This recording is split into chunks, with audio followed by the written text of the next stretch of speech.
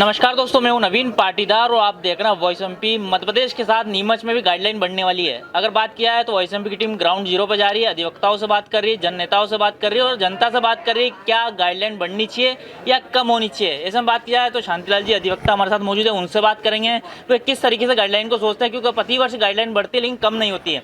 क्या मानते हैं आप, क्या गाइडलाइन बढ़नी चाहिए या कम होनी चाहिए? गाइडलाइन नहीं बढ़नी चाहिए और कम होनी चाहिए, क्योंकि जो ज़मीन है गरीब आदमी के बस से बाहर हो गई है। 12.5% यहाँ करीब शुल्क लगता है रजिस्टर्ड डीड कराने के लिए।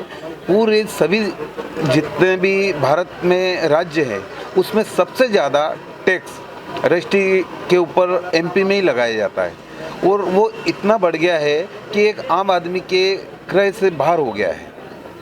और गाइडलाइन ज़्यादा होने के कारण इतना स्टैम्प ड्यूटी चुका नहीं पाता है व्यक्ति। गरीब लोग उस प्रॉपर्टी को खरीद नहीं पाते हैं। यदि गाइडलाइन नीचे आएगी तो उस रजिस्ट्री को करा पाएगा, उसका पैसा बचेगा। और ये धन्ना सेठ जितने भी बन गए हैं, काफ़ी पैसे वाले हैं, वो केवल रजिस्ट्री को एक दूसरे से खरीद के बेचते हैं और कुछ प्रॉपर्टी खरीदते बेचते हैं, उसकी गाइडलाइन के आधार पर पूरी सारी गाइडलाइन बढ़ा देते हैं वो। जबकि एक कोई प्लाट है और उसकी रेट ज़्यादा हो गई, वैल्यू ज़्यादा हो गई, तो उसके आधार पर सभी एरिया की जो ज़मीन होती है उसकी गाइडलाइन बढ़ा देते हैं वो। जबकि उससे नहीं नापना चाहिए, जो साधारण तरह से सारी रजिस्ट्रियाँ होती है उसके आधार पर होनी चाहिए। वर्तमान में गाइडलाइन में बहुत ज़्यादा बेतहाशा वृद्धि हुई है, उसे कम किया जाना चाहिए ताकि आम जनता को भी सहूलियत हो सके और कम पैसा लगे।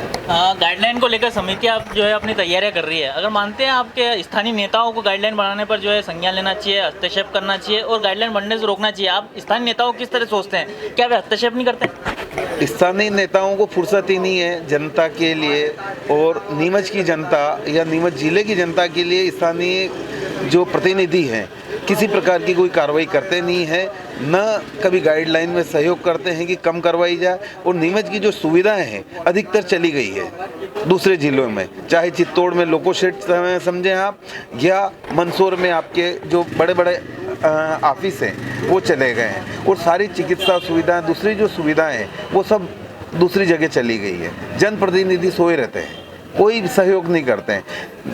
यहाँ पर ये जो कॉलेज है, कॉलेज के लिए, मेडिकल कॉलेज के लिए भी जनप्रतिनिधियों ने कुछ नहीं किया, संस्थाओं ने किया, तब जाके यहाँ पर कॉलेज की स्थिति निर्मित हुई। जनप्रतिनिधि कोई काम नहीं करना चाहते और जितने भी सांसद होते हैं नीमच जिले से बाहर होते हैं, तो उन्हें नीमच जिले से कोई मतलब नहीं है।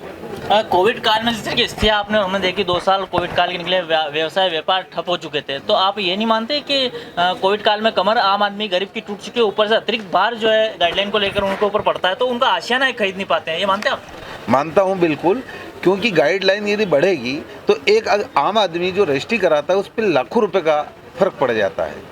अब यदि मान लो कोई प्रॉपर्टी है 8-10 लाख से नीचे तो कम कोई मिलती नहीं है, उस पर यदि 12.5% से देखा जाए तो कितना पैसा बनता है। एक गरीब आदमी के बस का नीमच जिले में प्रॉपर्टी खरीदना मुश्किल हो गया है, क्योंकि गाइडलाइन बहुत ज़्यादा है। आप दूसरी जगह देखेंगे तो गाइडलाइन नॉमिनल है और शुल्क भी कम है, लेकिन नीमच जिले में गाइडलाइन बहुत ऊंची हो गई है, उसे कम कराया जाना चाहिए।